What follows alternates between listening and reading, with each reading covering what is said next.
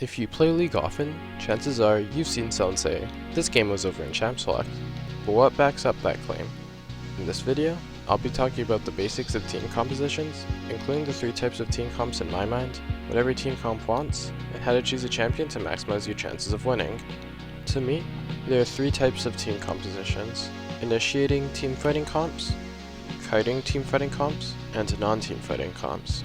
Initiating team comps want to have powerful DPS characters, and then tanky melee champions that can engage or peel for their DPS. Kiting team fighting comps trade some of their engage power for more disengage and peel, but they keep their strong damage options. Non-team fighting comps are a bit more complicated. For split push comps, you're going to want to have a strong team fighting core, and a powerful alternate win condition. Pick comps usually just want to have as much single target CC as they can, with 1 or 2 champions that can bring some DPS. However, no matter what, every team comp is generally going to want some melee champions, preferably tanky, because if you're lacking melee champions, then you're weak to dive and engage comps. Ranged champions, as lacking that will make you very weak to kite and disengage. Magic damage, because lacking that will make you very weak to tanks and anti-physical. Physical damage, because lacking that will make you weak to tanks and anti-magic. And most importantly, a win condition. Lacking a solid win condition will mean that your team will be very weak to most things and you won't know what to do.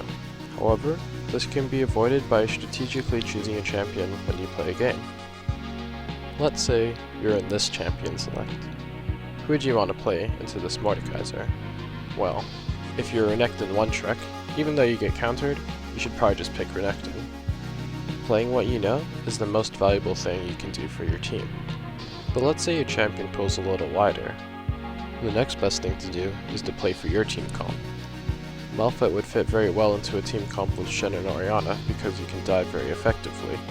After that, if you still have options, then counterpicking a lane opponent is the next best thing to do. Gwen counters Mordekaiser pretty hard, and you can still dive with her using her W. If after all that you still have more options, the next best thing to do is to counter the enemy's team comp. Seeing Annie and Diana makes me fairly scared of their teamfight. Jax fits into our alternate win con of a 1-3-1 with me and Udyr splitting. Also counters Mordekaiser, and also lets me avoid their teamfight. And finally, least importantly, play the meta. Riven's a very strong top laner right now. She can split push for 1-3-1, and she counters Mordekaiser.